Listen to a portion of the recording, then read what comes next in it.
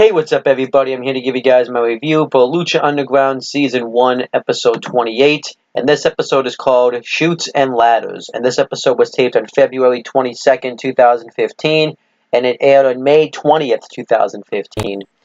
And this episode started off... and I also forgot to mention that we had Matt Stryker and Vampiro on commentary for this show. And this episode actually started off with a match. It was Prince Puma with Conan ringside versus Marty the Moth Martinez. I thought this match was good here. I thought this match was good here. I liked the start match with Marty the Moth. Actually, he was acting really creepy too towards Melissa Santos. I have to mention that first, where he was creepily sneaking up behind her, acting like he was gonna rape her. I thought that was pretty funny. Marty the Moth Martinez tries to act like it's so cool that like he gets to be in a wrestling ring. He wants to take like a selfie with Prince Puma, but he uses this as a distraction to take off Prince Puma's head with a clothesline, and he dominates the beginning portions of the matchup. But then Prince Puma starts to mount a comeback. He ends up hitting a wicked blue thunder bomb right onto Marty the Moth Martinez. But then Marty the Moth Martinez hits another clothesline. But then eventually, Prince Puma ends up hitting a blue thunder bomb, and then he hits. He hit the blue thunder bomb again, and then he hits a 630 for the win. And this match was good. I'll give it 3 stars. I was entertained by the match. It was good. And then afterwards, Hernandez comes out, and Conan comes out and challenges him to come in the ring and face Prince Puma, but Hernandez isn't interested. And I thought this was going to be the point where Conan was going to finally turn on Prince Puma and join up with Hernandez, but it didn't happen, so whatever.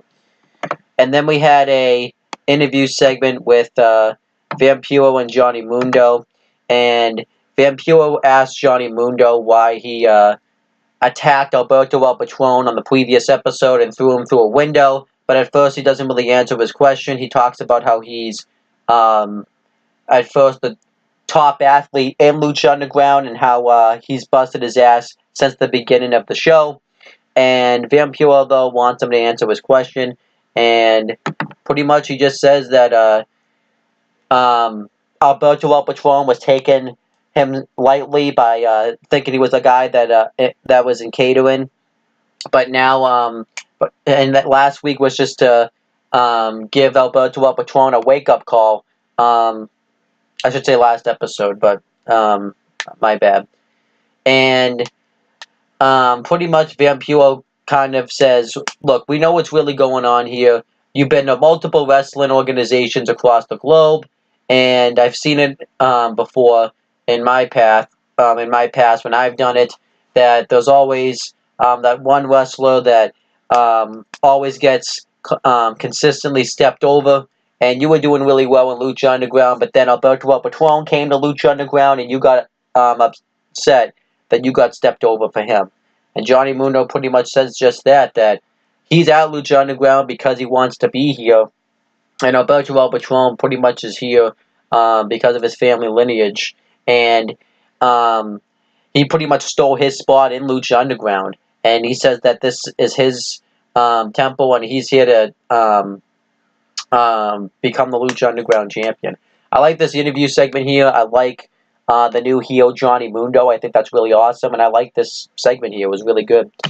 And then we had the next match. It was Tejano Jr. versus Delvar Daivari, or Delvar Daivari. I don't know how you say that name. I guess it's Delvar Daivari. This match was a decent match. Tejano Jr. beats the crap out of Delvar Daivari throughout the beginnings of it, but then Delvar Daivari gets the upper hand. He hits 2 German suplexes, but then he goes for another one, but then Tejano Jr. fights out of it, and he hits a superplex on the Daivari, and eventually he's beating the crap out of Daivari in the corner, but then Big Rick pops up from out of nowhere and lays out Tejano Jr. with a clothesline, which means Tejano Jr. wins the match by disqualification, and Delvar Daivari beats the crap out of Tejano Jr. and completely lays him out. And afterwards, he forces Big Rick forces the ref to make the count, to kind of give to kind of make Delaval seem like he actually won, to give him like a psychological advantage over Tana Jr., saying that he could have won the match right there. And yeah, this was fine here. It continues the feud, and this did explain where Big Rick got that money from the last episode. So I liked that. So yeah, this was good here. I didn't really have any complaints about it. And then we see that Dario Cueto's. I forgot to mention they did an earlier segment with Dario Cueto where he was talking to the crew, and he was talking about how the Egypts used to sacrifice the pyramids and sacrifice the mummy's hearts by throwing them off the pyramid, and he wants them to pretty much do the same thing to Son of Havoc, Evilise, and Angelico, where he wants them to grab the Lucha Underground Trios championships and throw them off the ladder and get a sacrifice.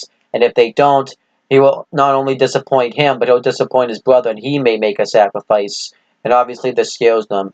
But then they had another one where we had Katrina appear, and Katrina wants Katrina pretty much says that when you said that Mil Muertes was going to be the most unstoppable force in Lucha Underground, you were right.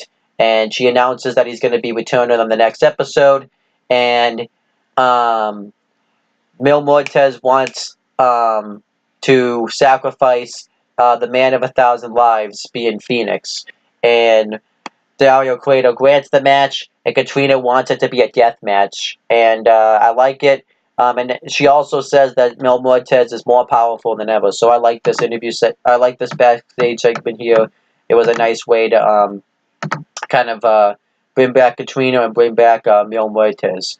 And then we had another segment where we had the Black Lotus, which showed her leaving, saying that she wants to finally avenge her parents' deaths and kill Dario Cueto's brother. And we see that she's written this in her journal. We see her leaving, and we see that El Dragon Azteca is reading this, and Chavo Guerrero Jr. returns, which I kind of thought this was a nice way to bring him back, and says that if you want me to save her life, you have to. I have some demands, pretty much, and he demands that since Dario Cueto and his family have been working together, that he helps write out his debts with him.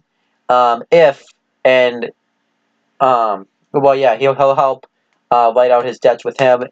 If I'm not wording this way, if El Dragon Azteca helps get rid of his debts with Dario Cueto, then he will keep the Black Lotus safe and protect her like he was his own familia.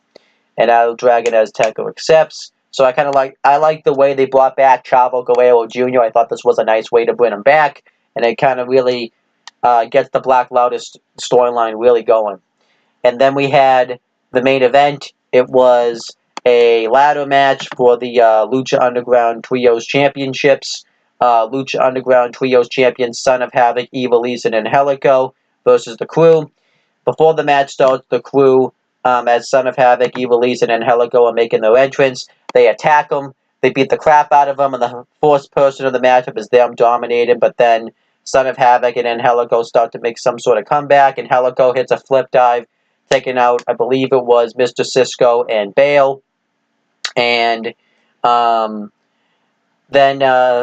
actually it was Cortez and Bale. And then Mr. Cisco takes out Angelico with a drop kick. He takes out Son of Havoc. And throughout the beginning portions of this match, anytime Son of Havoc, Evilise, and Angelico try to get some sort of offense going, the crew would cut them off. They would beat the crap out of them. They ended up hitting the treatment onto Angelico. And yeah, I liked the beginning portions of this matchup. And then they set up a couple of tables on the outside. and they go to put Angelico through it. And I forgot to mention that Mr. Cisco took off they had Dario Cueto's window that Johnny Mundo threw Alberto El Patron through, all boarded up because this was taped the same day.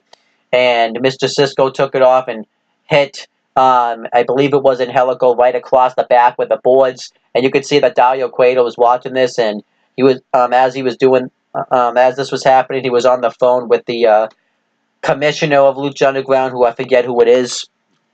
I forget the name. And Angelico is able to recover from this, and he attacks Mr. Cisco, and he throws Mr. Cisco, and he ends up falling right into the office of